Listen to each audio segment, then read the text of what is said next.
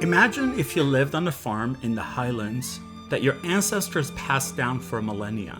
Your history and identity were so intertwined with its peaks and valleys that you said, "We are our mountains." Everywhere you turned, there were churches, cemeteries, and other monuments that were over millennia old and connected to your ancestors. Then one day, you came home to find that your new neighbor had invaded your farm, killed your son, raped your wife and daughter, and claimed your home as his.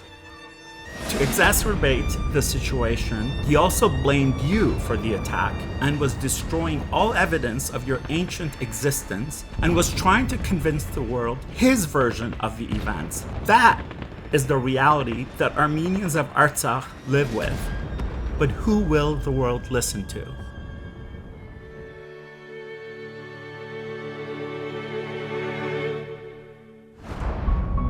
In 1915, the Ottoman Turks exterminated 1.5 million Armenians from their historic homeland during the Armenian Genocide.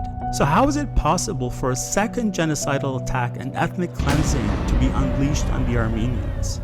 Now, just over a century later, Turkey, the successor government of the Turkish Ottoman Empire that committed the Armenian Genocide, is actively assisting its strategic ally, Azerbaijan, in carrying out a new ethnic cleansing. Already, thousands of Armenians have been massacred. These were women and children. They were young and they were old. There were men who had families. There were human beings who had dreams and personal stories that were cut too short by unspeakable violence. Analyzing Azerbaijan's invasion of Artsakh and Russia's invasion of Ukraine, one wonders, when did it become okay for the world to watch and do nothing while burgeoning new genocidal assaults against innocent people are carried out? Well, where do I start?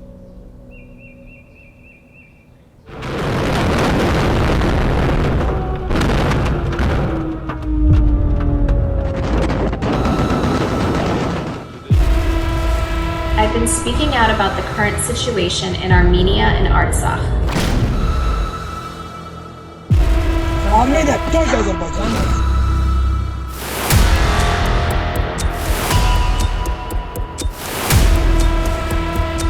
So what they were there? Removing Armenian civilians from their ancestral homeland in Artsakh.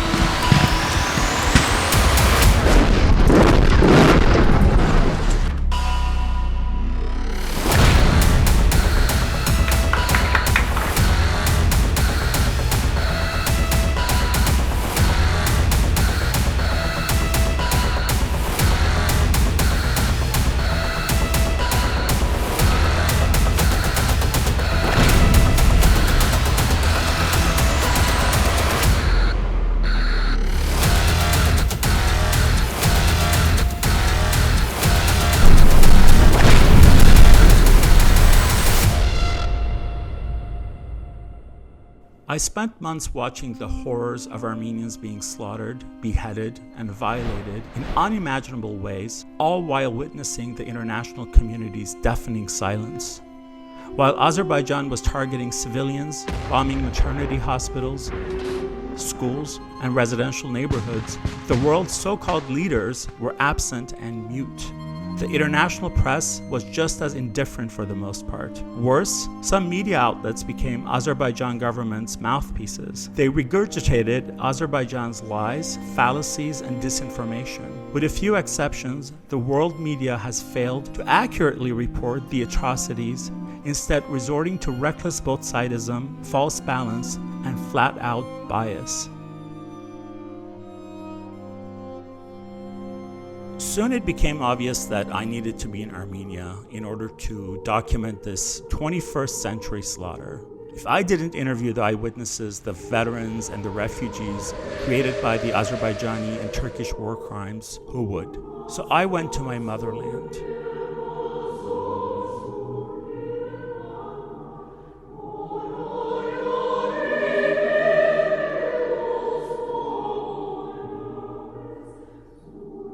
I interviewed officials, experts, and journalists there. I had to see for myself exactly how Azerbaijani President Aliyev and Turkish President Erdogan, a pair of dictators and self-professed brothers, are pulling the wool over the world's eyes and in the process, getting away with mass murder.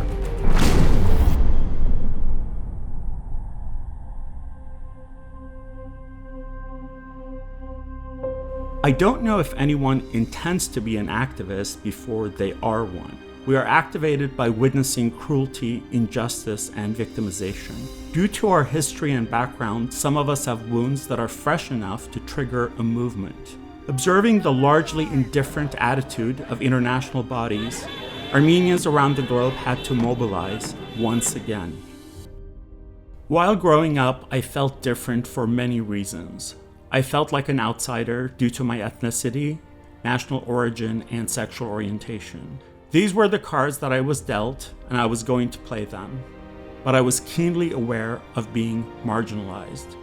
As a journalist and an activist, I've pushed back against racism, homophobia, transphobia, anti-Black racism, anti-Semitism, mistreatment of migrants, sexism, the war on labor unions, and other forms of oppression and prosecution.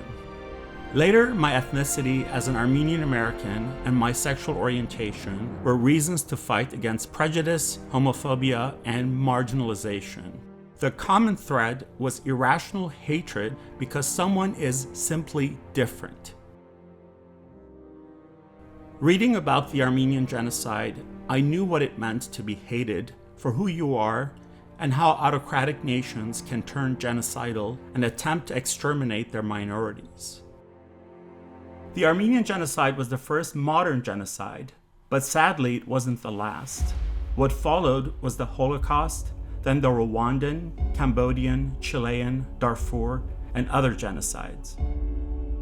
But nothing I had experienced, witnessed, or even read had prepared me for what was unleashed on the Armenians of Artsakh, also known by its now outdated name Nagorno-Karabakh, starting on September 27, 2020. But I digress. I must start at the beginning, tell you about the glorious Artsakh to give you some background and context for what you're about to watch.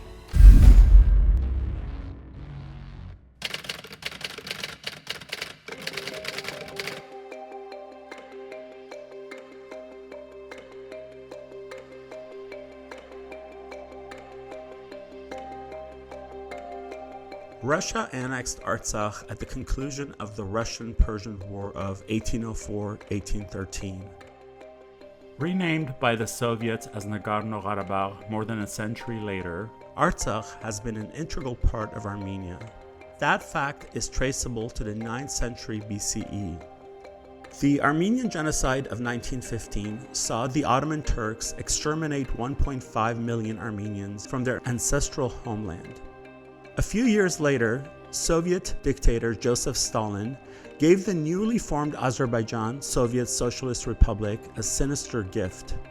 Azerbaijan as a state was established in 1918 for 2 years before it became part of the Soviet Union in 1920, and its body of law for 70 years was Soviet legislation. Even in that short period of Azerbaijan's existence, Artsakh was not part of it. In fact, the League of Nations, the predecessor of the United Nations, rejected Azerbaijan's application for membership because of the inconsistency of its borders and lack of clarity on its actual territory. Azerbaijan at the time had claims over Artsakh, but Artsakh in that period was a sovereign entity. Responding to economic blackmail from oil-rich Azerbaijan, as well as Turkish threats of aggression, Stalin thumbed his nose at international law and his own country's Bureau of Communist Party, which just a day earlier had confirmed Artsakh's rightful status as part of Armenia. In 1921, Stalin placed Artsakh under Azerbaijani control. For 70 years, the Armenians of Artsakh under Azerbaijani rule were subject to oppression, discrimination, violence, and brutality. But Armenians' complaints to the Russian Communist government, parent power charged with ensuring the well-being of all Soviet citizens, fell on deaf ears. The current phase of the Artsakh conflict began in 1988. In response to self-determination claims of Artsakh's people, Azerbaijani authorities organized massacres of the Armenians of Artsakh. Ethnic cleansing of the Armenian population began to be inflicted across Artsakh and across the border throughout the entirety of Azerbaijan, particularly in Sumgait, Baku, and Kirovabad. Over 30,000 Armenians were massacred in the pogroms. Irina, for those that have never heard about it or not much, what is Artsakh? Where is Artsakh?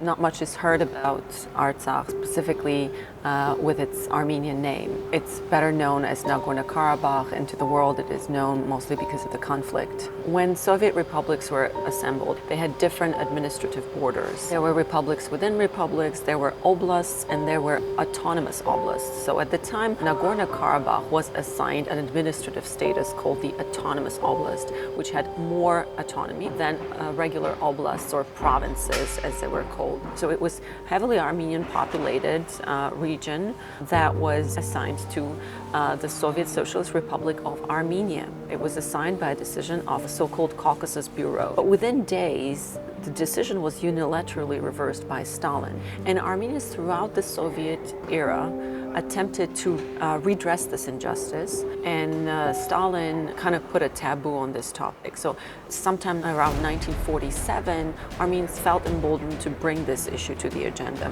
It was shut down immediately.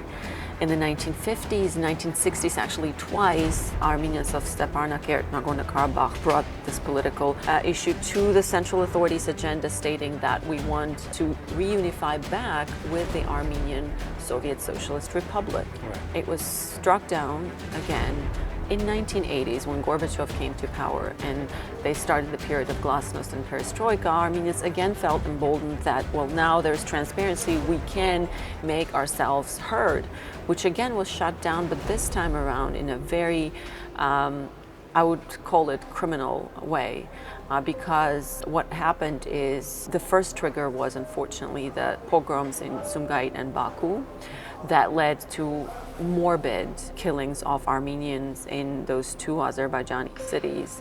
Women, children, elderly. At the time, still Soviet authorities, together with Baku, organized a so-called Operation Ring, or in Russian, ARTSAKH, which was, to be politically correct and historically accurate, was essentially an attempt at ethnic cleansing of Armenians from certain parts of Artsakh, and they succeeded. Basically, it was a punishment of central authorities to Armenians in making themselves heard and wanting to be reunited with Armenia. As a non-Armenian who's been going to Artsakh, what's your perspective on Artsakh, the people, the land? As you know, the land is historically Armenian. Some of the oldest Armenian churches and various sort of evidence that Armenians have been there for centuries and centuries. And when Stalin took his policy of creating oblasts and relocating people in regions in not very friendly context, of course, Artsakh was cut off from Armenia and put inside Azerbaijan. And then since then, they've had a difficult time. On December 10, 1991, the population of Artsakh declared the establishment of the Artsakh Republic by plebiscite, taking care to fully comply with both international law and globally accepted democratic norms, as well as the letter and spirit of USSR's own laws of the time. The act was widely seen as legally binding. Thus, on the territory of the former Azerbaijani SSR, two equal states were created: Artsakh Republic and the Republic of Azerbaijan. Congressman Sherman, you've been very vocal with your support for the Armenians of Artsakh standing up against what Azerbaijan and Turkey did. In fact, you've called on Congress to implement the Magnitsky sanctions against the officials in Azerbaijan. Will you tell me about that? Armenian territory has been reduced to a small Armenian state and an even smaller Republic of Artsakh. The Republic of Artsakh was technically part of the Republic of Azerbaijan as a result of actions taken by Joseph Stalin. He deliberately drew the borders in the Caucasus to make more conflict and to put populations within another ethnic community's Soviet Socialist Republic. And he assigned the region of Karabakh to Azerbaijan. So the Republic of Azerbaijan says, it's ours, Joseph Stalin gave it to us. And that's perhaps a rather bad reason for a country to assert its right itself over a territory inhabited by ethnic Armenians who, if they ever were under the sovereignty of the Azerbaijan government, would be persecuted, if not killed. Azerbaijani officials fumed and immediately declared war on Artsakh. The ensuing attack by Azerbaijan resulted in the deaths of tens of thousands of people. Then in May 1994, Azerbaijan, Artsakh, and Armenia signed a ceasefire. The parties entered into negotiation to settle the conflict. Overcoming Azerbaijani intransigence seemed impossible at first. Finally, in 1991, under the auspices of the Organization for Security and Cooperation in Europe, Minsk Group, led by Russia, France, and the United States, the Paris Principles were agreed and formalized in the Key West document. Thank you again for doing this. My pleasure. What is your assessment and perception about where we are now? For years, Azerbaijan provoked violence along the line of contact, and many of us in Congress, through successive administrations, urged our State Department to forcefully push back, call out Azerbaijan for its belligerence and its provocative acts. And the most that we could get was statements of moral equivalence. We call on both sides to cease any further violence. We call on both sides to peacefully resolve the differences.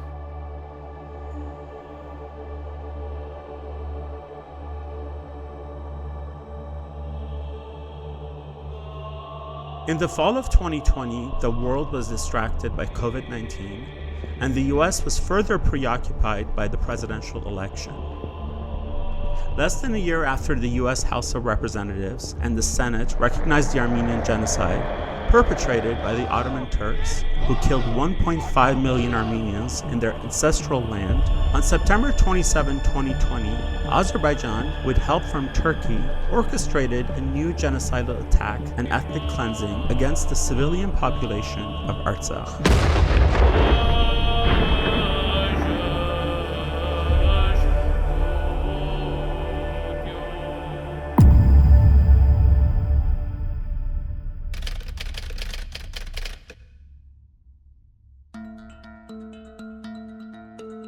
As we've already learned, Azerbaijan only became a sovereign state when the USSR collapsed in 1991. Artsakh was never a part of an independent Azerbaijan.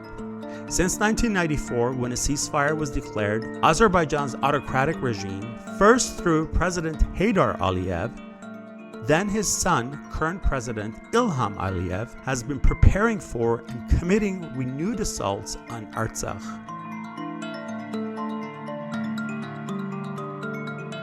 Azerbaijan geared up for this war for 26 years, and there's a reason for it, because they covered every aspect of what would be required in order for them to prevail. I've known for years that while Azerbaijan is preparing, and has been preparing for decades on every level, industrial, military, technological, financial, economic, know-how, training of soldiers, the quality of officer corps, diplomatic level.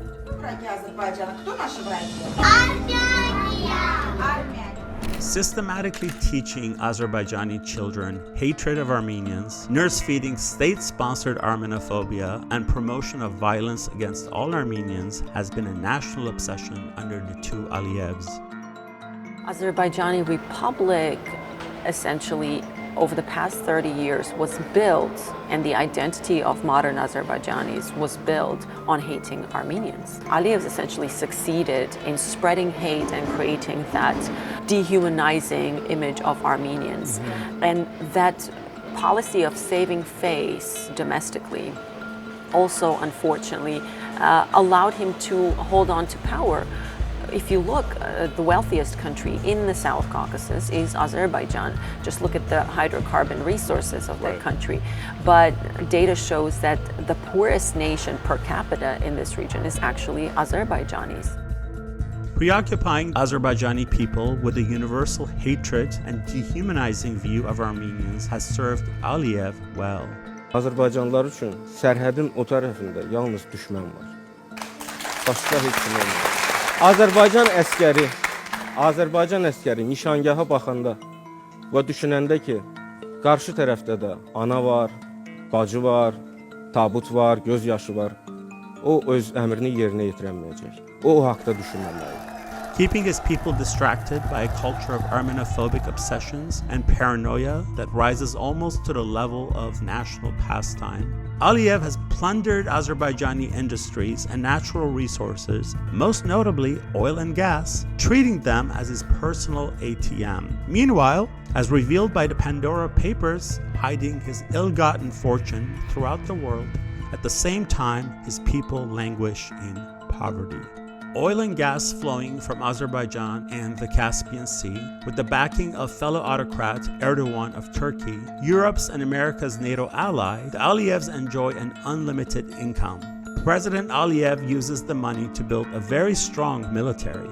Aliyev's and Erdogan's shared Armenophobia, and the latter man's pan-Turkic ambition to geographically connect all Turkic nations in order to expand Turkey's power and essentially create a new Ottoman Empire, means Artsakh is not the only republic caught in the two dictators' crosshairs. Armenia itself stands in the way of their expansionist plan. So, Congressman, I just want to ask you first just a general question, your perspective on what happened in 2020 with the attack on Artsakh. You always have to take these dictators' word when they say they're going to attack you, or they say they're going to resolve things through military means. You know, I think a lot of people say, well, do they really mean that? I usually take them on their word when they say they're going to do things bad. And, you know, basically all along, Aliyev has been saying that he intends to resolve the Artsakh situation through military means, and that's what he did. Muhammed, Azerbaycan istiyor göstersin kendi uçur birdir, Hristiyan, Yahudi, sayda görüyor, ne düşünüyorsun? Azərbaycan Cumhurbaşqanı Aliyev hər dəfasında tüm dünyaya bəyan ediyor ki, biz tüm dinlərə sayğı duyuyoruz. Məsələn, Hristiyanlara, Yahudilərə, Müslümanlara, Budistlərə. Amma ben düşünüyorum ki, bu dünyada imajını yükseltmek için böyle bir konuşmadır. Bakarsanızsa Azərbaycanda az sayıda Yahudi veya az sayıda Hristiyan var. En çok Müslümanlardır. Ben düşünüyorum ki şimdilik Hristiyanlar Aliyev'e tehlike yapmadığı için Aliyev onlara karşı her hansısa bir baskı uygulamıyor. Herkes bilsin, Azərbaycan Cumhurbaşqanı veya Azərbaycan hükümeti hiçbir dine saygı duymuyor. Eğer kendi dinine bir adam saygı duymuyorsa, kendi insanını yalnız Aliyev'e karşı, Müslüman olarak Aliyev'e karşı olduğu için tutukluyorsa, onlara işkence veriyorsa, polis bölmelerinde onları ellerini kollarını bağlayarak, benim düşüncem budur. Ama böyle baktığında Aliyev ne Müslümanlara, ne Katoliklere, ne Yahudilere, ne ya da Budistlere saygı duymuyor. The problems with pan-Turkism. And the pan-Turkic movement has often been criticized as being reductionist, imperialistic, full of pseudoscientific theories, and even downright racist. And it is therefore no surprise that many pan-Turkic proponents during World War II were also Nazi sympathizers. So how do you plan the perfect attack and get away with it? 1. Get a makeover. If you're a brutal dictator, that means strategize your genocidal assaults in advance and launch a methodical, aggressive international public relations campaign. Former Facebook employee Sophie Zhang conducted a study and found out that fake accounts in Azerbaijan are controlled by the ruling YAP party. She said that thousands of comments are being written from these accounts in order to discredit rivals and direct public opinion. Azerbaijan's caviar diplomacy went into overdrive as Aliyev prepared his attack on innocent civilians. In 2018, Organized Crime and Corruption Reporting Project, or OCCRP, reported that at the core of both his lobbying of Europe and the US is Ilkan Suleymanov, an Azerbaijani parliamentarian who Italian prosecutors say is responsible for implementing an aggressive plan to improve the country's image. Remember that name because I will mention it again. Cynically called Azerbaijan 2020 Smile Future, the plan was initiated in late 2011 by President Ilham Aliyev himself. Any doubt about just how deliberate are Aliyev's military assaults on the people of Artsakh dissolves when we consider his PR strategy titled Azerbaijan 2020.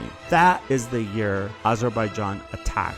Aliyev's Smile Future planning document is dated 2011. 2. Show them the money. By the silence and cooperation of politicians and international organizations. This is where the phrase Azerbaijani laundromat was coined. The Azerbaijani laundromat is a complex money laundering operation, a good old-fashioned slush fund that handled $2.9 billion over a 2-year period through 4 shell companies registered in the UK. Most of the money was used to cleverly pay off politicians, policymakers, and other key officials in Europe and the United States, Russia, and elsewhere. 3. Get pumped, prepare your military.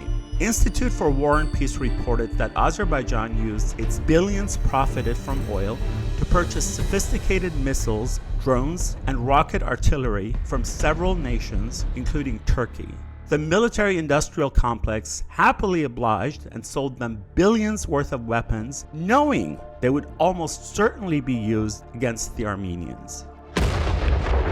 Senator Menendez, you've been a great champion for the Armenian-American community. You were responsible for co-authoring the Armenian Genocide Resolution Act, which passed the House and then the Senate. In fact, you went to the Senate floor and insisted that Senate votes on it week after week until they did, and it passed unanimously. So thank you for that, first of all. But now I want to ask you about this genocidal attack and ethnic cleansing that was unleashed on the Armenians of Artsakh by Azerbaijan and Turkey, and see how you feel about it and your feedback. Armenia doesn't have the same air force powers, it doesn't have the same military powers as those that are involved in the region, and between Russia and Turkey and even Azerbaijan has greater military resources. This is potentially an existential threat. And so no country that is otherwise peaceful should be in the midst of such an existential threat. In the first 9 months of 2020, Azerbaijan's arms imported from Turkey's defense and aviation sector amounted to $123.26 million, making Azerbaijan one of the world's largest importers of weapons. In September, Azerbaijan bought more than $77 million worth of weapons. 4. Organize your crimes with a nod from the dawn. make sure that you can count on the most powerful person in the world, the President of the United States, to look the other way. Aliyev and Erdogan made sure that the world's most powerful nation, the United States, would not intervene to stop the 2020 attack on Artsakh. There's nothing that can be done by an administration that already was largely turned a blind eye to what was happening. There was a rocketing of arms sales under the Trump administration to Azerbaijan, and I believe in violation of the law, because there is a provision that you could only sell to Azerbaijan if they weren't uprooting the balance and were peaceful in their process. Well, the Secretary of State, Pompeo, signed a series of waivers that attested to that, but we've seen that the Azerbaijanis did everything but be peaceful.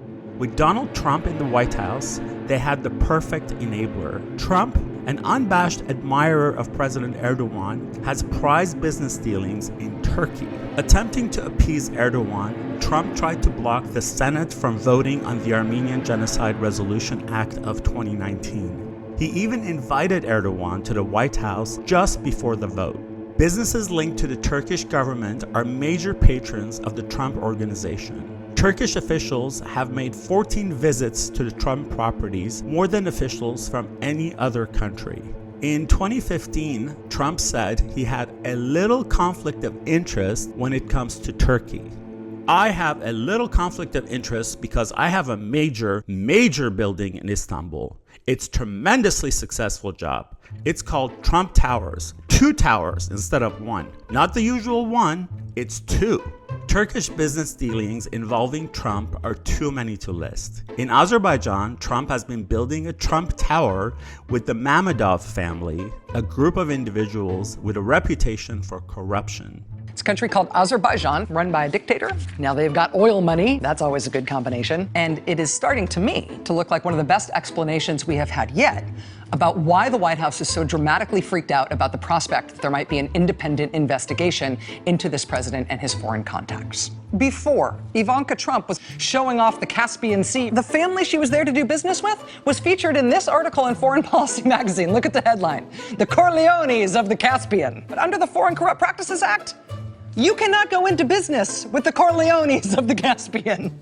You must, as an American business, do due diligence to make sure your financial partners in your international businesses are not paying bribes, are not outrageously corrupt, are not involved in huge repeated financial dealings with sanctioned international sponsors of terrorism. It is a violation of U.S. law to do business with, to make money from a business partnership like that. 5. Outsource it. Killer. Pay others to do your dirty work. Azerbaijanis and Turks feeling restless and angry about their country's economies, Aliyev and Erdogan didn't want to risk more outrage by using members of their own militaries for the attack. They employed mercenaries from Syria, Libya, and Pakistan to do the killing. These mercenaries were offered $2,000 a month with a $100 bonus for every Armenian beheaded. We don't have mercenaries. This is our official statement. De manière certaine, qui indique que des combattants syriens ont quitté le théâtre d'opération, des combattants de groupes djihadistes, en transitant par Gaziantep pour rejoindre ce théâtre d'opération du Haut-Karabakh. Most of them couldn't pronounce Azerbaijan, couldn't point it out on a map. The extremism is sort of like overshadowed by the need for money.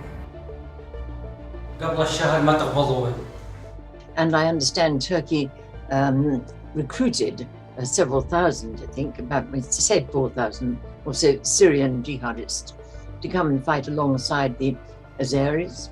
So they were very well resourced in personnel and in weaponry. 6.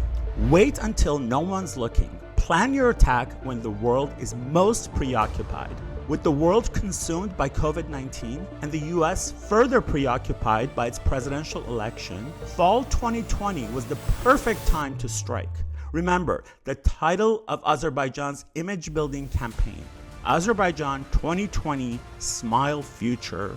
While the presidential election was foreseen, the added and unplanned distraction of a global pandemic only facilitated Azerbaijan's and Turkey's sleight of hand.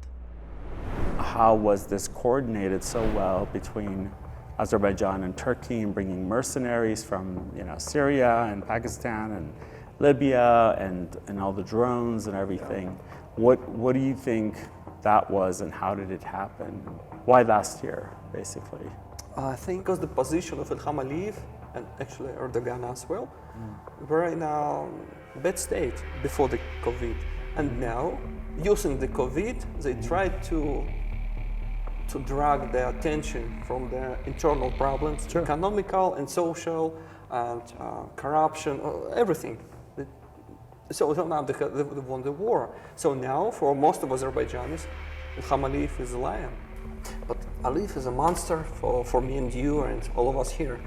But for the Azerbaijani population, he's a lion. I hear everywhere and I read everywhere about extreme tolerance of Azerbaijanis.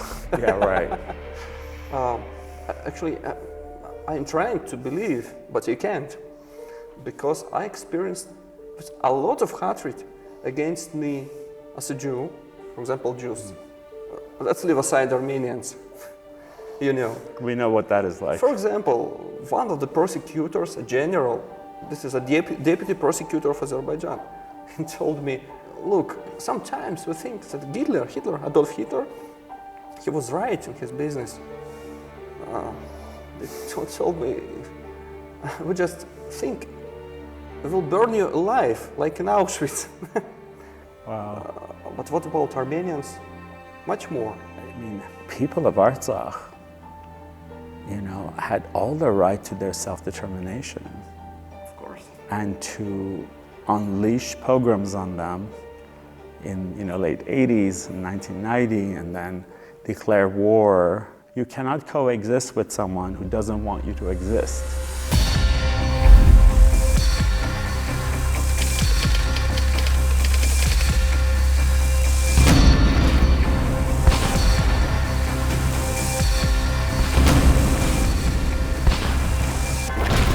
A hail of shelling by Azerbaijan. They have been attacking Armenian positions. Scores of people, including civilians, have been killed.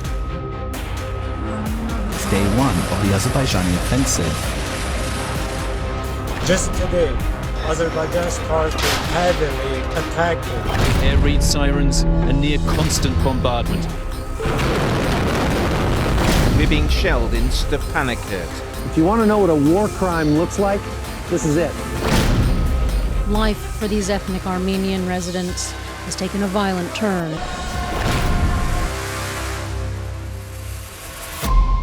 Sunday, September 27th, Azerbaijan and Turkey unleash a genocidal assault with intent to ethnically cleanse Artsakh of its indigenous Armenian people. Aliyev's and Erdogan's hired troops, including merciless ISIS killers, Syrian, Libyan, and Pakistani jihadist mercenaries, released the monstrous firepower of humanity's latest, most sophisticated battlefield technology, including illegal and banned weapons. Մենք ստեղ ենք քնում երեխաները։ Դուք լրիվ ընտանիքով ստեղ եք քնում։ Այո։ Լրիվ ամեն ինչով խաղել ենք։ Այո։ Ընտանիքս վերադարձել է Հայաստան։ Սկիզբը սկսել է գիշերվա տենց 1-3-ի մոտ զինվորական եկան Լորիսից։ Ասցի միրո շուտ ընտանիքի դարձող Հայաստան արի։ Եկան ասեցին, ստեղ ապասնի արդեն լայնամասշտաբ կռիվա լինելու, երեխաները մեղքեն տարեք։ Ու տենց մենք թողեցինք եկանք այդ աթասները վռում էին, եկեք մենք թողեցինք եկանք Հայաստան։ Մենք գույքը, հագուստը մեր մեքենան, երեխաներին պիժամայով են հանել դուրս։ Ոչ մի բան չենք վերցրել։ Ապրում ենք այս սենյակում, չգիտենք ոնց ապրենք, ոնց այս 4 երեխաներին պահենք։ Դու անցած տարի որ Ադրբեջանն ու Տաշկաստանը որ հարձակվան Արցախի վրա, դու արդեն զինվորություն ես անում։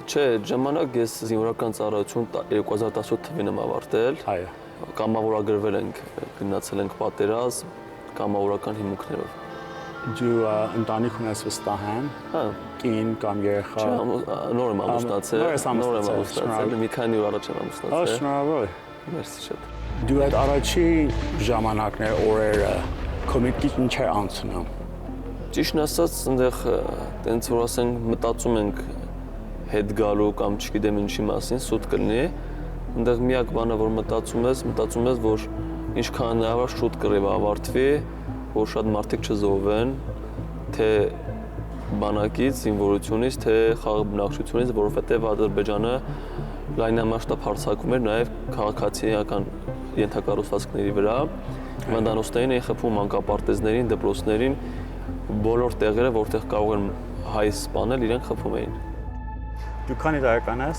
22։ Հայաստանի որ մասից ես? Կոտայքի մարզից եմ, Զար գյուղից եմ։ Ու տենց մանկուց հայրենասիրությունը դաստիարակվել է մեջս։ Հիմնականում հենց Ալ-Փաշա սարի վրա ենք եղել։ Մեր պահելու տարածքը, որ մենք պահում ենք այդ ժամանակ, պաշտպանում ենք այդ Ալ-Փաշա սարի բլուրներն էր։ Ուղղակի հենց ստացվեց, որ չկարողացանք մինչև վերջ պահել, ինչ-ինչ տենց անհավասարության պատճառով, ուղղակի անհավասարության։ I will never unsee countless videos of Armenians brutally beheaded alive by Azerbaijani soldiers. It's difficult to understand how someone can gleefully inflict barbaric horrors on another human being. And how can others just stand around, cheer, and watch while a POW, a civilian, or even worse, an old man from the village be slaughtered like sheep and do nothing in 2020? And knowing that Azerbaijan and Turkey paid mercenaries $100 bonuses for every Armenian beheaded alive does not reduce the inhumanity. It was just inexcusable and unnecessary for this whole conflict to have happened. But I'm thoroughly disgusted about the way that it happened. It's almost inconceivable to me that in the modern era that we would have this kind of warfare where people were cutting the ears off people as trophies and skinning them alive and doing things that you just wouldn't believe could be possible. Քանի տարեկան ես? 21 եմ արդեն։ 21 ես։ Այո։ 21 տարեկանում արդեն շատ դժվար բաներ ես տեսել։ Որտեղից ես դու Հայաստանի? Ես Կոտայքի մարզ գյուղ Քասախից եմ։ Այո։ Ծառայել եմ Հադրութի շրջանում։ Անցած տարի որ Ադրբեջանն ու Տաշկաստանը հարձակվան Արցախի վրա, դու արդեն զինվոր էիր։ Ես այդ ժամանակ զինվոր էի, այո, մնացել էր 100 օր, որ զորացրվեի։ 27-ին առավոտ լույս առավոտ ժամի 7-ին հարձակումը եղավ արդեն։ Հարձակվեցին մեծ մասշտաբով ու բոլոր կողմերին հարվածելով։ Իրանք հարվածում էին շատ մեծ հզոր զենքերով, ու հենց առաջի օրն էլ մենք դիրքերից իմացանք, որ բնակչությանն են հարվածել, մարդկանց տներին են խփել ու զոհվել էր, մարդիկ են զոհվել, մի կին էր զոհվել այդ ժամանակ։ Մինչև մեր հարազատներին կորցնելը, մինչև որ մենք մեր աչքերով ենք տեսնել արդեն, մենք ոգևորված ենք։ Մեծ կռիվ էր, շատ հզոր կռիվ էր։ Հավասար ուժեր չկար այդտեղ։ Հավասարությունը մենք ուժեղ ենք մեր դուխով, որ մենք առաջ ենք գնում, ոչ թե դուխով ենք գնում, այլ վախենալով, բայց գնում ենք առաջ։ Վախենալով գնում ենք առաջ, որովհետև վախենում ենք, որ մեկս մյուսին կկորցնի, կարող է թողնենք կան հարձակվեն, ու քանի որ իրանք հարվածում էին բնակելի տարածքներին, եթե մենք նահանջեինք ու կռիվ չանենք, ավելի շատ զոհեր կտային մեզանից մեծահասակների, ընտանիքներին, երեխաներին։ Մենք կռվեցինք, այսպես ասած, կյանքի գնով։ Մենք ադրբեջանցիներ շատ քիչ ենք տեսել։ Ես անձամբ շատ քիչ եմ տեսել։ Ինչ է մտքիցդ անցնում այդ րոպեին, որ զգացի, որ այս կռիվը մենակ Ադրբեջանը չի։ Շատ օտար երկրներ են օգնում։ Գիտեք, մենք կռվում ենք կյանքի գնով։ Նույնիսկ որ հրադադարներ էին տալիս, մի քանի անգամ ստացվեց, էլի երկու անգամ հրադադար տվեցին, որ կռիվը դադարի։ Այդ ժամանակ մենք չենք խփել, բայց իրանք էլի խփել են, ավելի էր ուժեղանում կռիվը այդ ժամանակ։ Տալիս են հրադադար, բայց կռիվը ավելի էր ուժեղանում իրանց կողմից։ Իրանք ամեն տեսակի զենքերով հարձակում են, իրանք դաժե նույնիսկ քիմիական զենքերով են հարվածել մեզ։ Ֆոսֆոր կոչվող զենքով։ Այո։ Շատ բան չգիտեմ այդ ֆոսֆորի, բայց ինքը լուսավորում է ու վառում է։ Այո։ Գյուղերում։ Այո, ես եղել եմ Մարտունու շրջան Կաղարծին գյուղում, այսպես էր էլի կոչվում, մենք հադրութից հետո եկանք այդտեղ, ու մեզ այդտեղից գիշերով տարհանեցին զորքին։ Ինչի համար, որովհետև այդ կողքի գյուղի այդ հատվածում ֆոսֆոր էին կրակել։ Ու ես տեսել եմ, թե ոնց էր անտառները վառվում, ամբողջ անտառները։ Ես Տավուշի մարզի Արծվաբերդ գյուղից եմ։ Այնտեղ դպրոցն ավարտելուց հետո ընդունվել եմ Վազգեն Սարգսյանի անվան ռազմական համալսարանը եւ 2017 թվականին ավարտելով այն ծառայության եմ անցել Արցախի հարավային զորամասերից մեկում։ Դու ամուսնացած ես եւ մատ երեխա ունես։ Այո, ես ամուսնացած եմ, ունեմ 1 տղա երեխա։ Առաջին իսկ օրվանից եղել եմ մարտադաշտում։ Այդ մոտ մի ամիսը դու ինչ տեսար։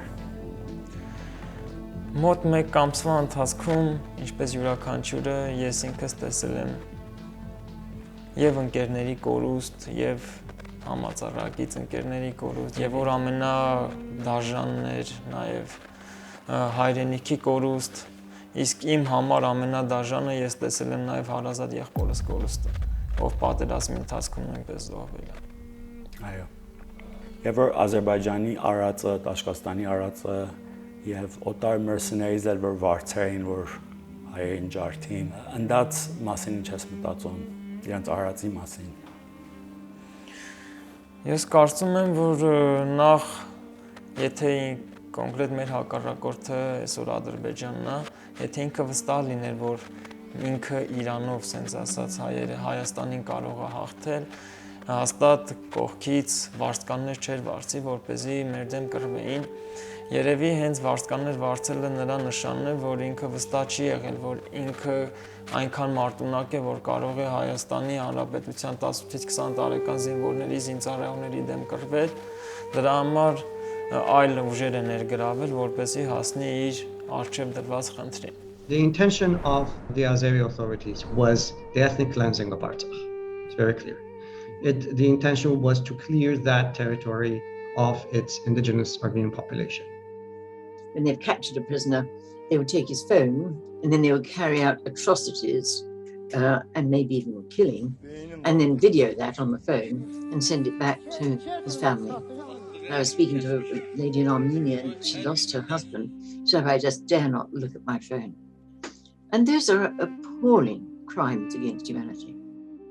It's impossible to convey the feeling one has looking at thousands of graves of men, no, boys, most of them between the ages of 18 and 21, with their pictures next to their graves.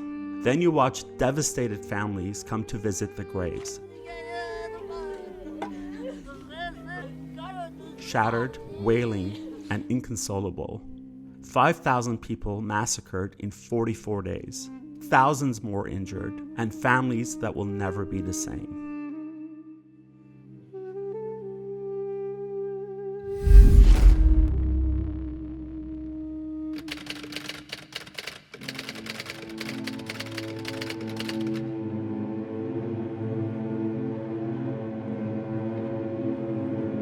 We really felt this shock, and because we're always living with the specter of what happened and the genocide, and for a few hours it was like all these feelings came back up, and we're really afraid that it was starting again.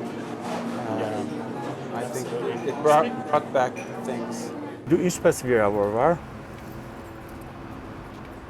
Անօթաչու թռչող սարք։ Իրանք տենց շատ էին, էլի, շատ էին։ Ու բացի հրետանին, որ խփում էր, կամիկաձեն նենց ստացվեց, որ խփեց մեզ։ Այդ ժամանակ ստացանք մի քանի հոգի ընկերներով ստացանք վիրավորումներ։ Փառք Աստծո, ոչ մեկի կյանքին վտանգ չի սպառնում, մինչև հիմա էլ բոլորը ողջ են, բայց ստացան մարմնական լուրջ վիրավորումներ, ամպուտացիաներ, բայց կարևորը սաղ մնացինք։ Եքո ձեռքը դա սարքից տվա, չէ՞։ Հա, հենց այդ ժամանակ մի անգամից կտրվեց ձեռքս, բայց բերել էի հետս։ Ու ճանապարհին հումոր էինք անում, հասանք տեղ, Բժիշկը ասում է, որ սառույցի մեջ դրած բերեր կփրկենք, ասում են բժիշկ ջուրը ներ կխմենք, ինչ սառույց, 4 ժամ անցել է վիրավորումից հետո մինչև հասել ենք Իշխանաձոր, երբ որ պրոթեզարան գնացինք ու իմացանք, որ մոտավոր մի 150 հոգի տղերք են, որ ձեռք ոտք կտրվել է, ընկերս պտտվեց, ասեց, դենց 150-ից մեկը դու պետք է լինեիր, ու այդ ժամանակ պատասխանեց իրան, ասեցի, կարայի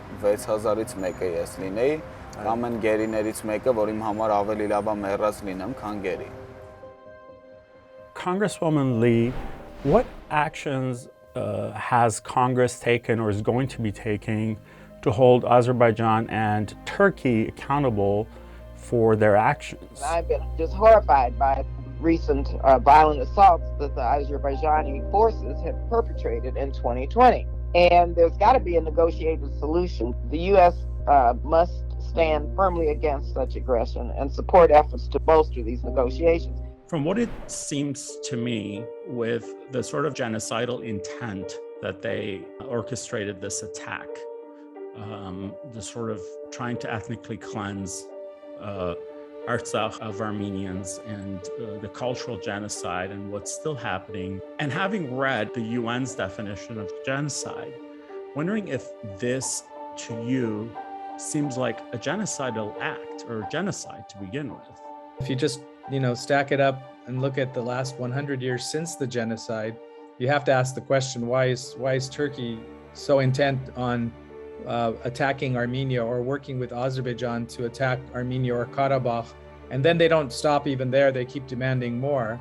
And the maximalist claim is that the president of Azerbaijan claims that, Armenia is a part of historic Azerbaijan, which is just ridiculous. But when you make that kind of rhetoric and you're convincing your own people to prepare for war and to go to war, I can only think that for the government of Azerbaijan and Turkey, that it was intentional. It's just one plan, part of the Pan-Turkist plan, the Pan-Turkism, which was one of the causes of the genocide. I don't see anything other than a goal of eliminating all Armenians from Armenia and Karabakh. Wow, that's pretty clear. So would you essentially say this is genocide? This was just another attempt at a genocide? I'd have to say it was.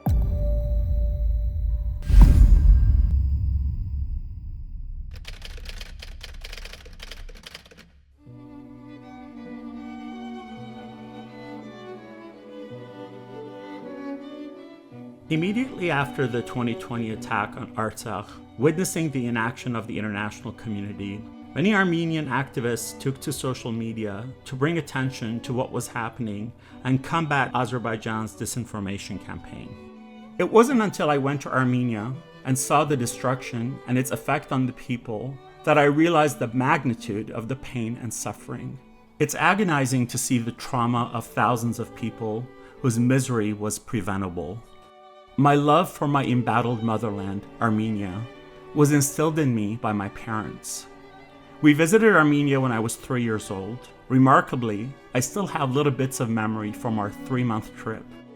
I remember visiting different towns, the welcome reception that we would receive, and the warm hospitality of the people. And this is despite them living during Soviet times. For me, not having been born in Armenia made me feel even closer to my motherland. When you're part of a minority, wherever you live, you hold on to your roots tightly. I also realized that I had a responsibility to be an advocate for myself and other marginalized people who are oppressed for various reasons. As a gay man, I have experienced prejudice, discrimination, and hate. Fear and hatred of others are wicked ingredients to which all human beings share an allergy. It's a fatal allergy whose end state symptom is death, and sometimes mass murder. Azerbaijan's institutionalized rhetoric of Armenophobia is dangerous, to say the least. I know what phobias can develop into and how they can cause immeasurable damage. As a journalist who is also an activist, I've received my share of hate messages and threats of violence, but none have been as vile and threatening as those from various Azerbaijani and Turkish people. One threatened me on Twitter with a direct message that read, "We know your position and place. consider your own security. Sometimes people notify me when they see that a call to action has been made against me, while others would simply spew hatred. Then there was this one Azerbaijani who tweeted my information and wrote, "Dove is a radio host from the USA. Rare asshole." In Azerbaijan, dove is a derogatory word for gay men, such as faggot. This wasn't the first time I'd been called a homophobic slur, and it certainly won't be the last. But I'd never been called a rare asshole or a dove. What an honor. I continue to receive threats from some Azerbaijani and Turkish people, but they don't deter me. I think about 5,000 people, mostly between the ages of 18 and 21, who lost their lives and their families. Now, we say 5,000 people, but each of them had a life, a story, a family, many who loved them, dreams and aspirations. 2 states left in devastation, mourning the loss of life, land, and life's work, and under constant threat of another invasion. It's not about me, but it's personal.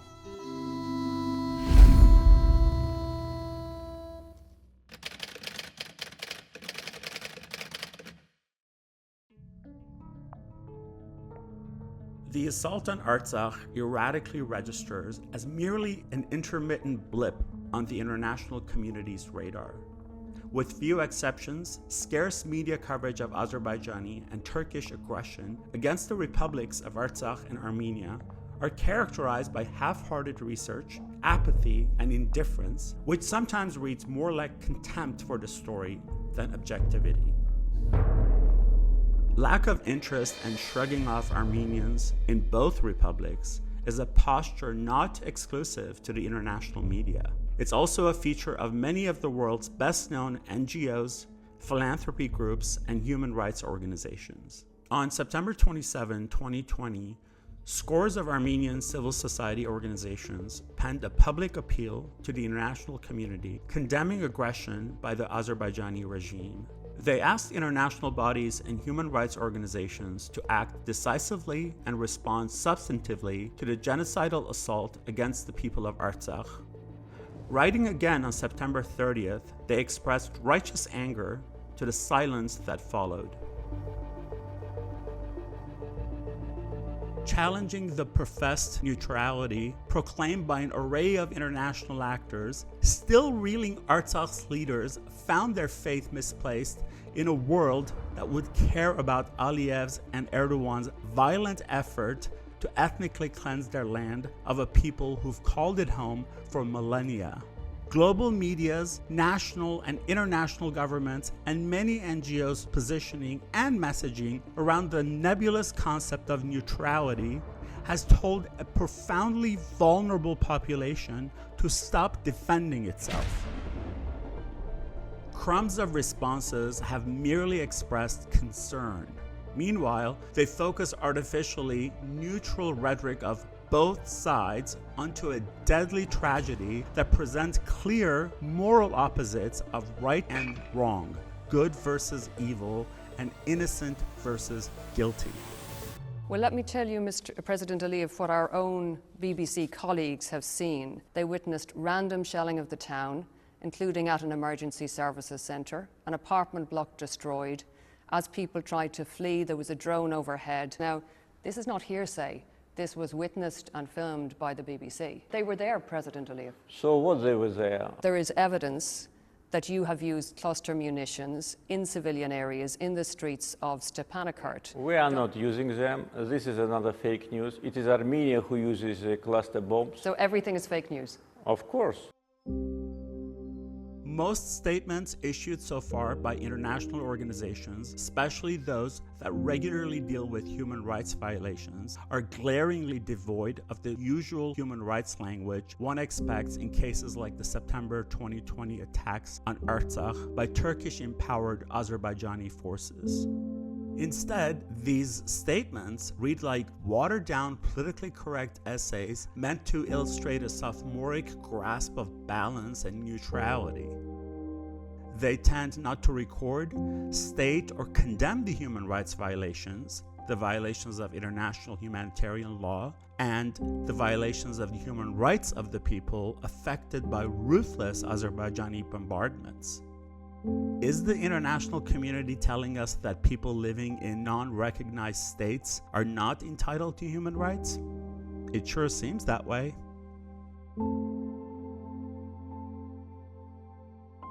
Sometimes referred to as the Azerbaijani laundromat, a complex web of money laundering operations, acts as a slush fund that handled $2.9 billion over a 2-year period through 4 shell companies registered in the UK. Its sole purpose is to bribe politicians worldwide on behalf of the Azerbaijani government. Remember the man Suleymanov that I mentioned earlier?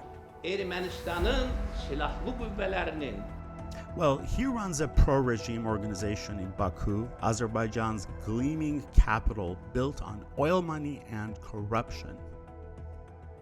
A presidentially appointed purview makes Suleymanov Azerbaijan's de facto publicist general. According to Open Secrets, he has spent hundreds of thousands of dollars per year for several years on lobbying officials who shape America's foreign policy. But because there's no formal connection between Suleymanov or anyone else in the Azerbaijani government, the scheme allows the US lobbying firms it employs to avoid disclosing any such relationships, disclosures of which would otherwise be required under the Foreign Agents Registration Act, as is required of persons representing the interests of foreign governments in the US. From 2012 to 2014, even as the Azerbaijani government arrested activists and journalists wholesale, members of the country's ruling elite were using a secret slush fund to pay off European politicians. Mr. Javansir Feiziev, the co-chair of the European Parliament's delegation with Azerbaijan, on the 31st of January 2022 has found overwhelming evidence that he was channeling 5.6 million pounds to different shell companies from bank accounts from Estonia and Latvia. And these companies were entirely fictitious according to the National Crime Agency, and they were there to mask money laundering. So, colleagues, I think now we have a little bit of an idea how the laundromat of Azerbaijan functions. Although many more politicians were implicated, Council of Europe eventually expelled 14 in Azerbaijan bribe case. The scheme was uncovered through a joint investigation by several nations and organizations.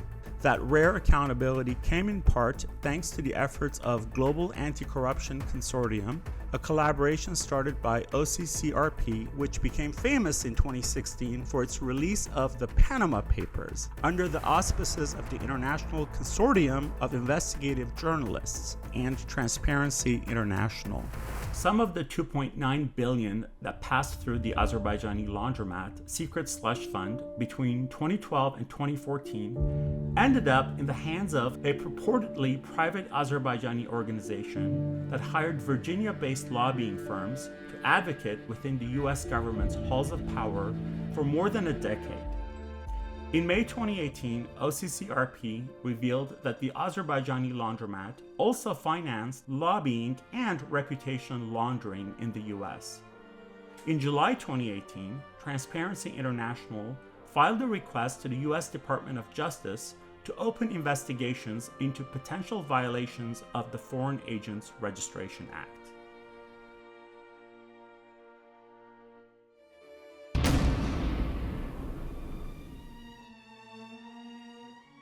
The second unprovoked attack against Artsakh caused not only a political, socioeconomic, and humanitarian crisis, but also changed the perception among most of the people in Armenia about the international community, democracy, and human rights. As members of the international community and as important regional players, there's frustration among the people of Armenia and Artsakh with regard to EU's anemic reaction to Azerbaijani and Turkish atrocities.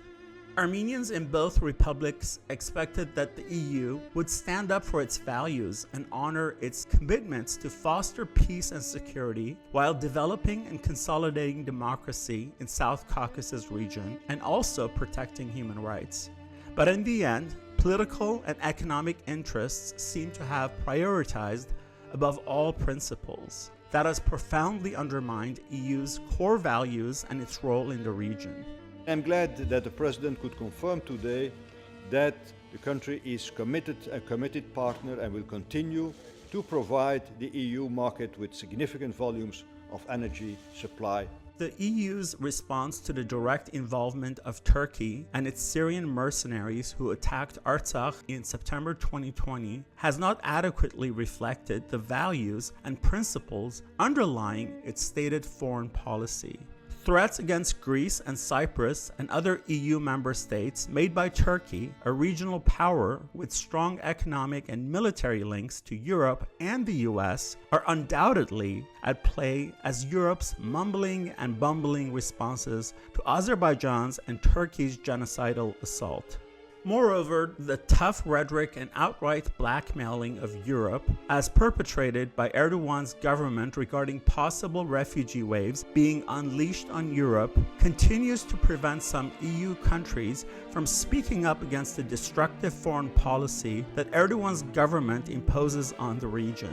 Meanwhile, Europe fails to impose sufficient sanctions against Turkey. Europe has paid Turkey billions to look after 3.6 million Syrian refugees. Now, President Erdogan is actually threatening to release them into Europe. I mean, is this the act of a NATO ally? Congresswoman Spear, what do we do as the public, your constituents, to get the attention of the people in charge? As a journalist, I've certainly tried, but it's difficult to get the attention of the officials. During the 44 days when Armenians were being slaughtered by Azerbaijan and Turkey and the mercenaries, there wasn't much movement from the United Nations, European Union, Council of Europe, OSCE, and such. The Azeris and the Turks took full advantage of the vacuum that exists in the United States right now and realized that if they didn't act now, it would become a very different result in a matter of 70 days. I was very hopeful when President Biden came, and of course he recognized genocide after 160 years, but then a week later, Section 907 was lifted, and this massive military aid was given to Azerbaijan. What, with people like yourself and other members of Congress, Senator Menendez and Congressman Schiff and Congresswoman Spear and such, and many others, what is happening, or I should say, what isn't happening? Is there like a blockade to the State Department or the White House? The State Department takes this position, which I reject, that this was not military assistance. Because we had always had an agreement that any military assistance, be it training or whatever, had to be on a parity basis between Armenia and Azerbaijan. And they took a position this was for customs, inspection, drug interdiction from the borders in Iran through the Caspian Sea. To me, that was all nonsense. But I think they really believed it. I mean, Vic, maybe they're just naive. I don't know what the word is.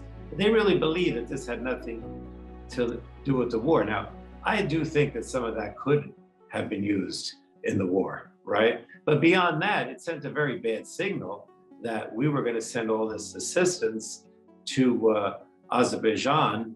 So we're trying, I hate to say we're educating the State Department, but in a fashion it is, right? It's like, you can't make these mistakes. Yeah, you can't make these mistakes. You can't buy into this notion that you're going to help Azerbaijan and it's going to be used for peaceful means. That's just not true, right? Despite all of the subterfuge and confusion that's been fabricated by disinformation forces emanating out of Baku, Russia, the US government, and France all agree that mercenaries fighting on the side of Azerbaijan and Azerbaijan troops started the war. But when I say war, please understand that I'm using quotation marks around that three-letter word. Why? because it's not accurate to call an elementally lopsided genocidal assault on civilians a war just because some young men tried to defend their community and their country against the attack. While most of the European response to the crisis has been weak at best, there are some bright spots, modest as they are, including the governments of France, the Netherlands, Greece, and Luxembourg. Russia's role is different. It's not so cut and dried. 3 nations tried to broker a ceasefire following the attack: France, the US, and Russia. Russia finally succeeded. For its part, Armenia is strategically stuck between a rock and a hard place. Russia's President Putin plays all 3 sides. He's made sure that whatever happens, it maximizes the benefits for Russia, which managed to finally settle in the South Caucasus. It enabled Russia to expand its influence in the region, monitored the flow of fossil fuel and water in the area, and have presence by the Iranian border. This was part of the long-term plan, probably 5-10 years even, that Azerbaijan was going to obtain the most modern weapons to work with Turkey. And I think in a sense they must have also made Russia understand that this was going to happen, and that Russia, was going to stop it or not, but that they were going to go ahead. It sounds like you think that on some level Russia had an awareness of this would happen at some point. I don't think a war like this could have just erupted without, in some way, the United States, even Russia, knowing what was going to happen. And I say that because Russia was unhappy with Armenia in many ways. And I think this could have been one way that Russia was to sort of emphasize that they do have, I'm going to use the word control, but they do have a great deal of influence over Armenia. Then there are exceptional leaders who are not afraid to go against the grain, take a stand for what's right, and genuinely try to help.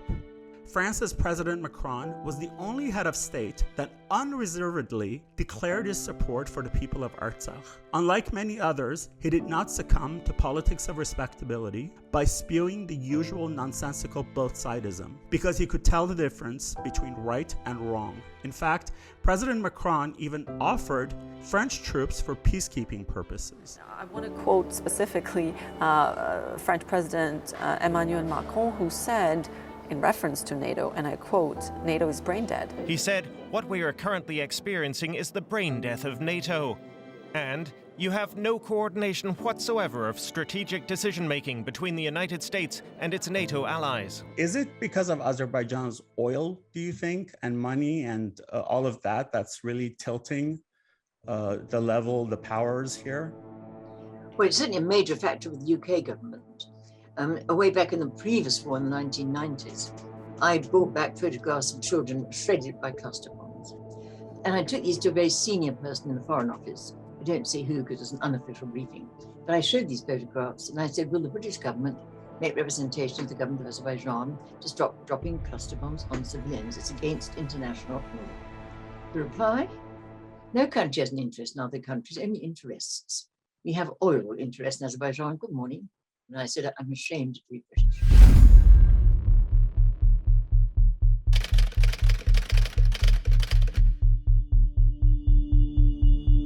Both-sidism is a form of false equivalency that has abetted war crimes and stopped peace from taking hold. How does a nation like Azerbaijan, where there is no press freedom, and Turkey, which has more journalists in prison than any other country in the world, manage to successfully shape a false international media narrative denying the genocidal assault against the people of Artsakh? Young Armenian Americans have taken to blocking freeways in Los Angeles and also protesting in front of the offices of CNN. Their aim? To draw attention to the deadly harm of false equivalency reporting, also known as both-sidism. But CNN is not alone in its slavish adherence to a supposedly objective position. A March 18, 2021 Wall Street Journal article goes to great pains trying to show both sides of a one-sided attack and its aftermath. Ironically, that very same article, if read with even the slightest hint of critical thinking, reveals that there is no equal sides point of view to be legitimately observed. How so? Because one so-called side of Azerbaijan's attack on Artsakh is the attacker, Azerbaijan. The fate of possibly hundreds of Armenian soldiers who Armenian and international human rights activists say are being held as prisoners of war by Azerbaijan remains one of the most polarizing issues in the aftermath of the conflict, the article says. Huh? Polarizing? Well, I guess there's polarizing disagreement about such behavior between opponents of ethnic cleansing versus those who support such crimes. Holding onto prisoners of war, more accurately described as hostages or kidnapping victims, after signing a ceasefire agreement is objectively wrong. It's okay to report that, Wall Street Journal. Adding insult to injury, the newspaper goes on to voice Baku's lies and propaganda. Witness both sidism strengthening a predatory dictator's hand against some of the world's most vulnerable people. Azerbaijan denies holding any prisoners of war, the Wall Street Journal continues. President Ilham Aliyev has said that his country returned all legitimate prisoners of war and other captives. He said those still being held are terrorists and saboteurs. Who needs such meandering, meaningless, and objectively wrong-headed zombie journalism? Who wants reporters to march blindly into a neutrality la-la land? But the greatest disappointment for the survivors of Aliyev's and Erdogan's genocidal assault are so-called progressives who remain silent. I'm talking about individuals who profess liberal values and who never miss an opportunity to speak out against injustices elsewhere. Progressives rightly call out neo-imperialistic and neo-colonial policies of European countries as well as the US and Russia. Yet many of those same voices are glaringly absent and strangely silent while Turkey, as an ally of Azerbaijan and direct party to the ethnic cleansing in Artsakh, execute genocidal attacks. Where are the outcries and where is the outrage within progressive circles in regards to Turkey's aggressive pursuit of neo-imperialistic, neo-Ottoman expansion in the South Caucasus? The lack of concern and absence of solidarity demonstrated by international colleagues and partners has led many Armenians to feel isolated and alone. Fend for yourselves. That deafening message the pen of silence writes on the hearts and minds of Armenians and the Armenian people of Artsakh when progressives remain silent. Similarly, when media represents the perspectives of both sides in reporting about genocidal military attacks, it's akin to saying to the targets, maybe you shouldn't defend yourself. Putting it in simple terms, when you arrive at the home of a couple where the husband is a wife beater and the woman of the house is a battered wife with a black eye, you don't say, I want both of you to put your fists down, or I'm sure there are two sides to this story. So why do some organizations and media outlets feel the need to assume ludicrous positions with regard to the victims of Azerbaijani and Turkish assaults? Azerbaijan is engaged in not only warfare on the battlefield, but in a cyber war. And Azerbaijan for years has been engaged in rewriting history, claiming cultural and historic figures that were, for example, Iranian, claiming that those are Azeri. And the name of the state is actually borrowed from Iran, from Persia.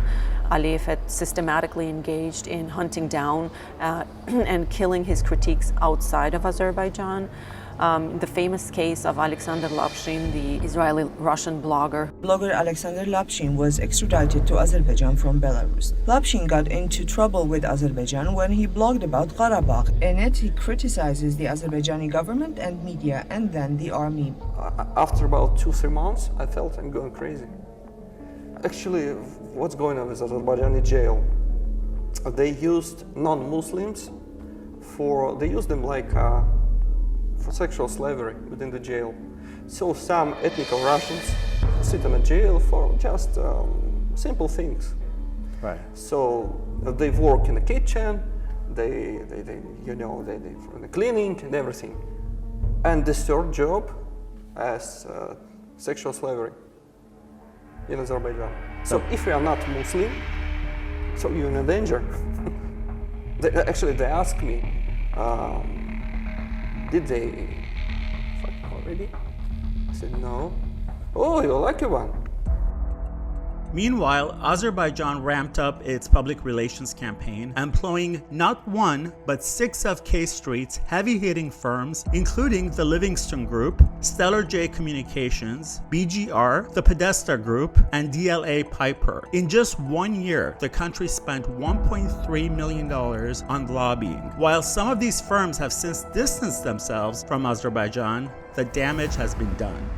In an article in Medium, journalist Casey Michel wrote that in the past 2 years, there have been a flurry of analysis on Azerbaijan's moves to whitewash its dictatorial image for American audiences. Slathered in hydrocarbon profits, the autocratic government of Ilham Aliyev has unleashed spin doctors, duped reporters, and led one of the most brazen pushes to abuse American lobbying loopholes of any foreign government. All of this while Azerbaijan's first family has taken rank advantage of offshore avenues and shell corporations to bilk unknowing taxpayers. The primary phenomenon that has seen certain cursory coverage deals with lobbyists on Azerbaijan's dole penning op-eds on Baku's greatness, on its stability, on its secularism, on its propensity to provide energy security to a West scouring for non-Russian fuel sources. To be sure, there is on its face nothing of necessity wrong with lobbyists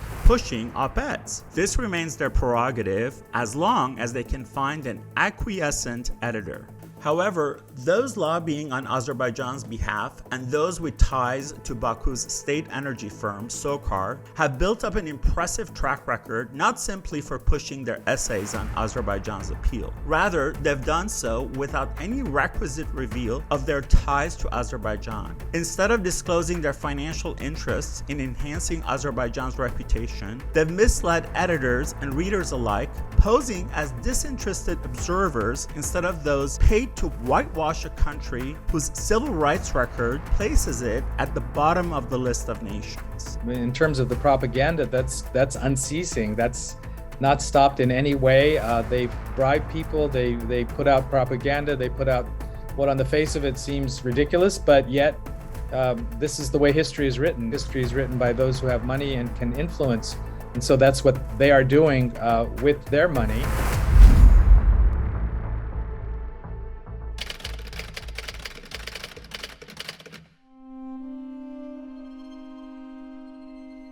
On November 9, 2020, after 44 days of being under siege, Armenia was forced to sign a so-called ceasefire with Azerbaijan, brokered by Russia. Since, Azerbaijan has repeatedly broken the ceasefire, killed more people, and even occupied parts of Armenia proper. Many of us in Congress, through successive administrations, urged our State Department to forcefully push back, to call out Azerbaijan for its belligerence and its provocative acts. So my first sentiment about the whole thing is just how tragically preventable it was, and then the horrific loss of life. More immediately, we still need to continue the pressure to return these prisoners of war, to end these sham prosecutions, and make sure that these young people are returned to their families. So that trauma continues. Just the idea that we would be providing any kind of military support to a nation that just made unprovoked war against its neighbor, I think is wrong. But the United States is really indispensable. And when we lead, we have the capacity to inspire others to act with us. You know, right now they're using these prisoners of war, who I think at this point are hostages, to really make deals. They really are hostages. I think that's exactly the right word for it. Congresswoman Porter, there was an outreach by many members of Congress, including yourself, to the previous administration to do something about the actions of Azerbaijan and Turkey. And the same outreach is being done now with the current administration to perhaps implement some sanctions against these two nations and what they did to Artsakh and continue to do with even Armenia. What are your feelings about that? Yeah, I have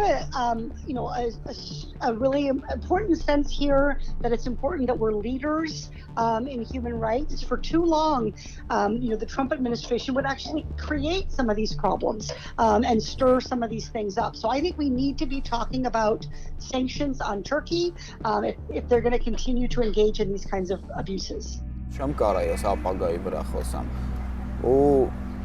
Այն որ պատերազմից առաջ օրինակ ունեի նպատակներ, պլաններ ու որ գծում էի մի տարի, 2 տարի, 5 տարի հետո ինչ պետք է լինի, ես հիմա ընդհանրապես չեմ նայում դաժե վաղվան։ Ես մենակ նայում եմ այսօր ինչ կարա լինի, որովհետև ես տեսել եմ ոնց կարա մարդ լինի ու ակնթարթորեն չլինի։ Edmund's interview was one of the most moving on my first visit to Armenia to make the film.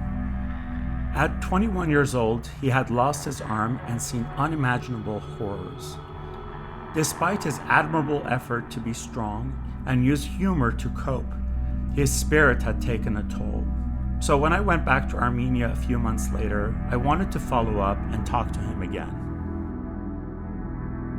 Պատերազմից հետո մենք լիքը էլի զոհեր ու վիրավորներ ենք ունեցել, արդեն 44 օրյա պատերազմի ավարտից հետո։ Ու արդեն ունեցել ենք ոչ թե Արցախի տարածքում, այլ ունեցել ենք Հայաստանի Հանրապետության տարածքում։ Հեռացավ ուղիղ մի տարին մեր վիրավորման։ Կարևորը կարողանում եմ աշխատել, կարողանում եմ սովորել թե համալսարանում եմ սովորում ու թե առանձին արվեստի դպրոցում դերասանության, ու այդ ամեն ինչը կարողանում եմ անել այս բուժումներ ստանալու հետ համատեղ ու աշխատելու հետ։ Ցավի համար ինչ ես անում։ Ոչ մի բան, սովորել եմ հետը, տենց յոլա եմ գնում։ Ճար։ Չեմ օգտագործում։ Not even school children are safe from the whims of a powerful but insecure dictator's ground troops. When one of Azerbaijani President Aliyev's soldiers stopped a school bus transporting Armenian teens, terror struck.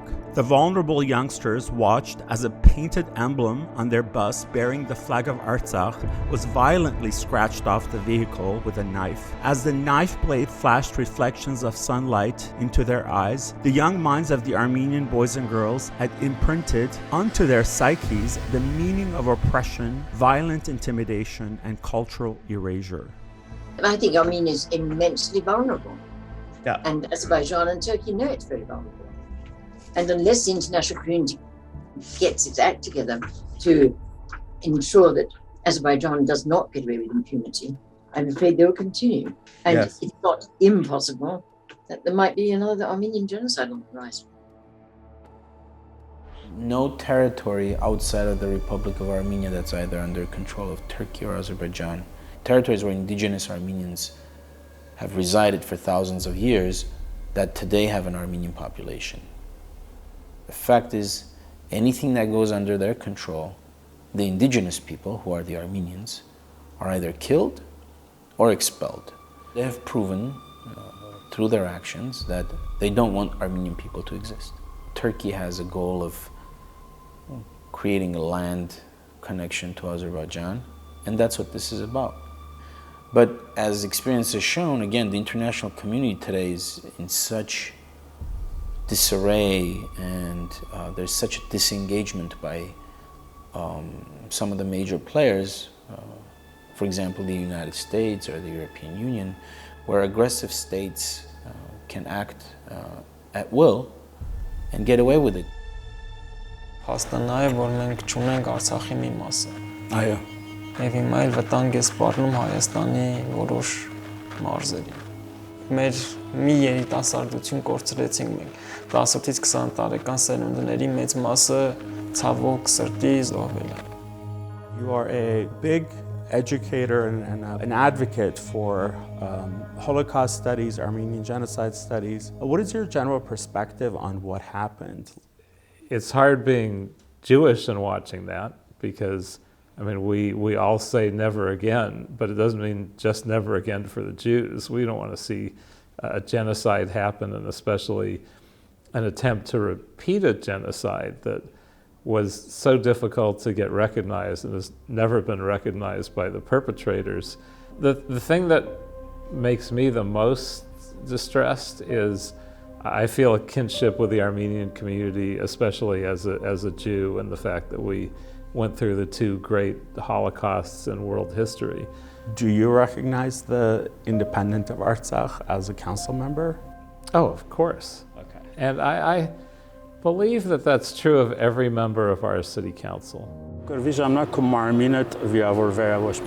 Չէ, ես չեմ վիրավորվել։ Միտքդ ինչպես։ Դե տղաներին, որ տեսել եմ իմ կողքին ընկած, իմ ընկերներին, դրանից հետո միշտ այդ հիշողությունները կա էլի։ Բացատրի։ Ցավը այդ ամեն ինչը։ Ինչ ես տեսել։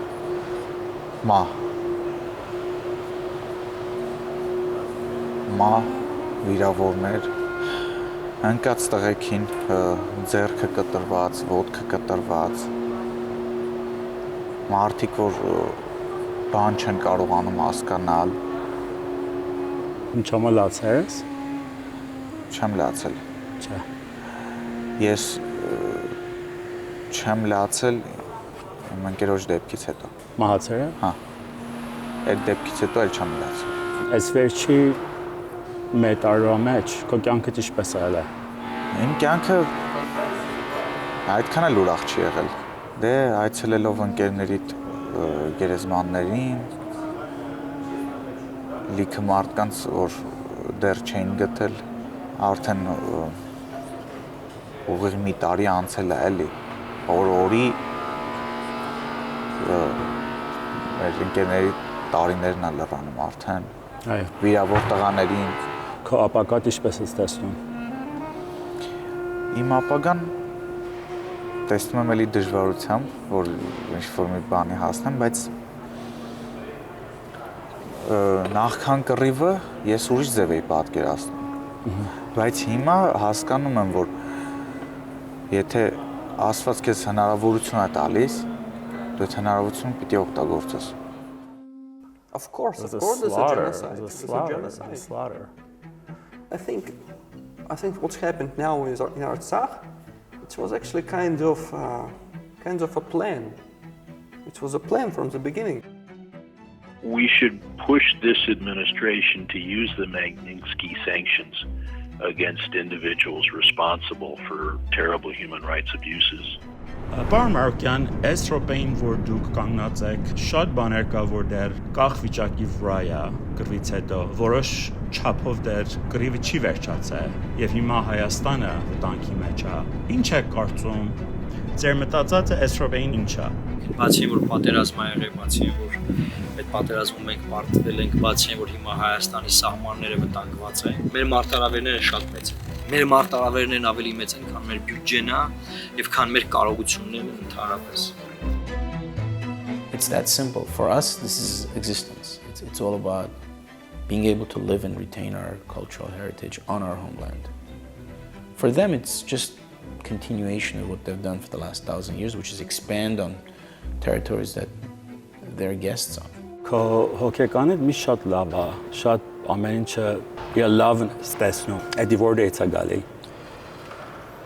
Ես եթե անկեղծ պատասխանեմ, ես ուղղակի չեմ ուզում ցույց տամ այն ինչ կա։ Երբ որ դու ցույց ես տալիս քո մեջ եղած ցավը, քո թուլությունը, այդ ժամանակ դու մարդկանց համար թույլ ես երևում, իսկ ես թույլ չեմ եղել, որ ինչ-որ միտեղ թույլ երևամ։ Եթե ես սկսեմ այդ ամեն ինչը ցույց տալ, մարդիկ կսկսեն ինձ ուղղակի խղճալ, իսկ այդ իմ համար ամենասխալն է։ Ու նույնն էլ մեր երկրի վիճակն է։ Ամբողջ աշխարհը աչք փակեց այն ամեն ինչի վրա, ինչ որ եղավ։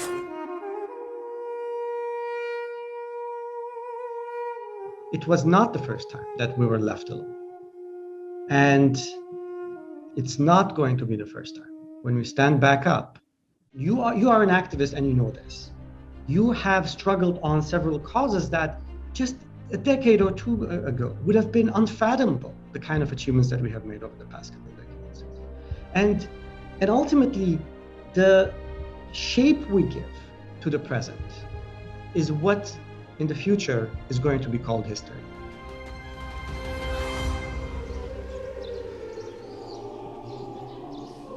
I have an enormous respect and affection for the people of Artsakh. I wasn't into politics. As the first Baroness I'd ever met. So I thought, how do I use this privilege? And the idea came very clearly. It's a wonderful place to be a voice for people whose voices are not heard.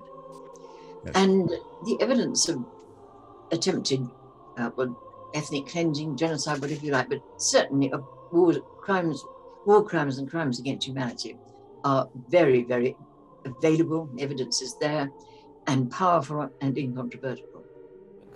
Երկրագնդում կա այսպիսի երկիր, որ ուզում են խաղաղ ապրել։ Իրենք միշտ մենք դուխով ենք, մենք միշտ մեր ընտանիքների, մեր երկրի համար կռիվ կտանք։ Բայց մենք ուզում ենք խաղաղություն, ուրախություն։ History repeats itself, and this time it didn't take long.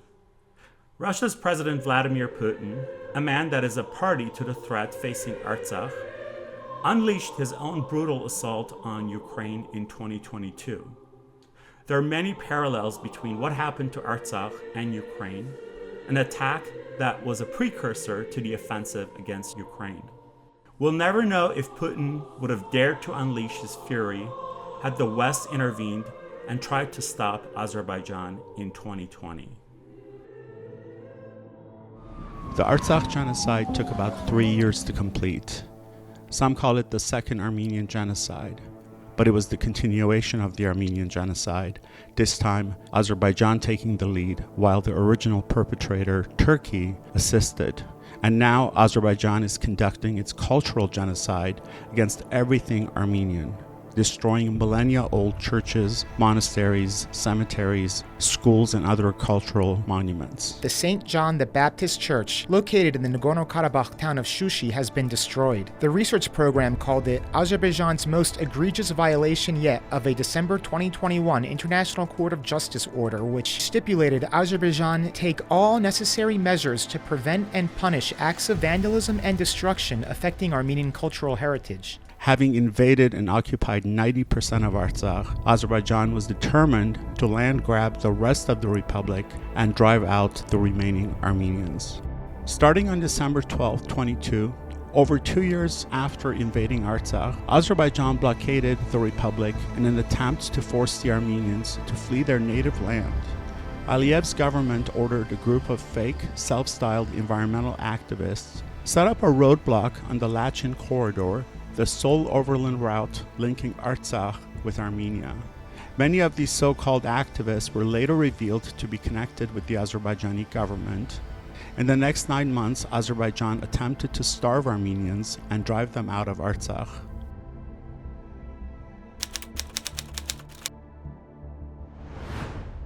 Council member Otto, as a descendant of survivors of the Armenian Genocide, what is your perspective, or how do you reconcile with the fact that another Armenian genocide was perpetrated on Armenians, this time not just by Turkey, but led by Azerbaijan?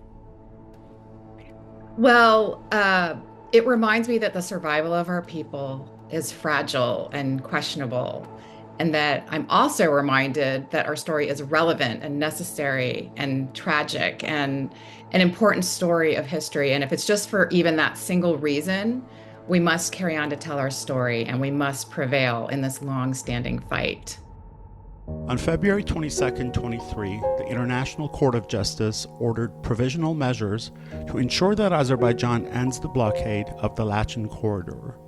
However, on April 23, 23, Azerbaijani forces illegally installed a checkpoint in the Lachin corridor. Many different organizations, including the International Court of Justice, they issued provisions ordering them to open the Lachin corridor, but they did not. As an elected official, you're versed with laws and accountability and enforcement.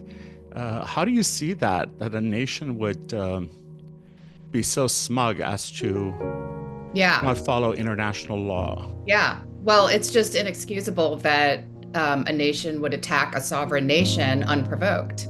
It's completely unacceptable.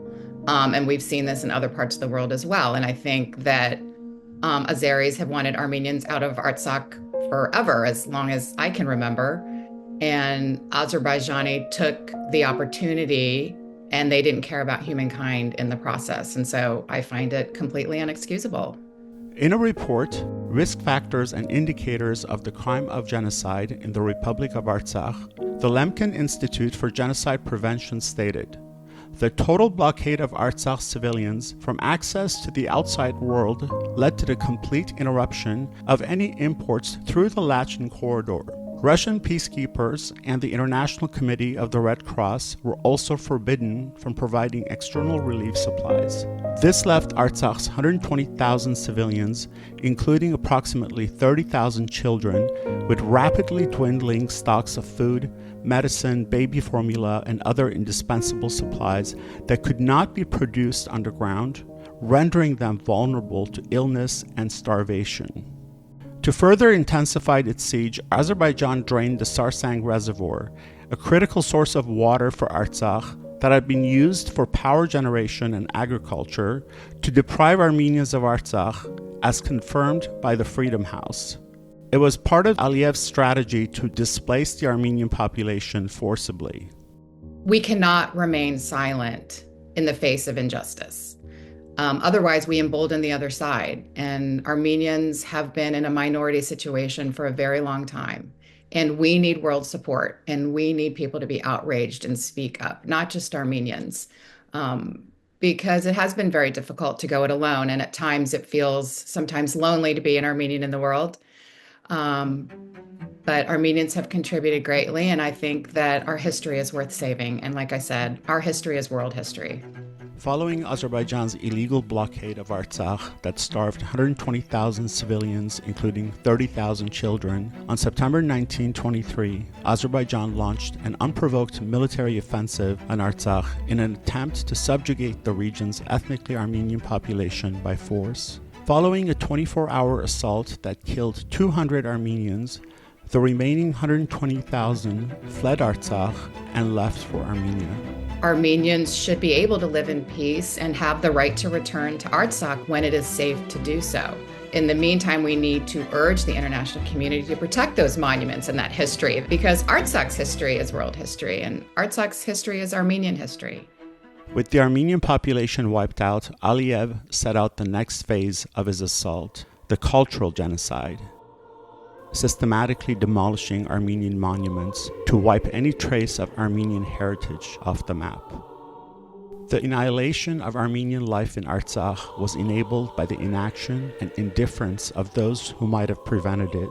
The United States and the European Union speak loftily of universal human rights, but did nothing for 9 months while the people of Artsakh were starved.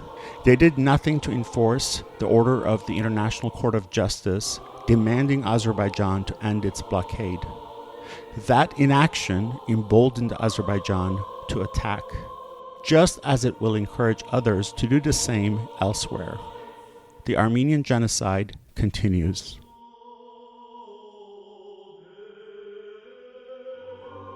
You are now a witness to war crimes and crimes against humanity, against the Armenian people, who for thousands of years have lived on the plateau of Mount Ararat, where Noah's Ark landed. Likely, you are non-Armenian, or one of 10 million Armenians scattered worldwide following the genocide, 1.3 million in the United States alone. You've seen how rogue regimes are determined to exterminate the Armenians again. This time, the indigenous population of Artsakh from their ancestral lands and strip them of their right to self-determination. Daily attacks, not just on Artsakh, but against Armenians continue. Having seen with your own eyes, it's up to you now. Will you speak for people robbed of their voice? Or will you turn away, back to your life of comfort, far from the indiscriminate shells falling on Artsakh? Will the world break its silence and speak out? Not just for me or you, but for humanity and the right for peace on this planet? Someone once said, if nothing changes, nothing changes. It means that we need to do things differently to achieve different results. But will we?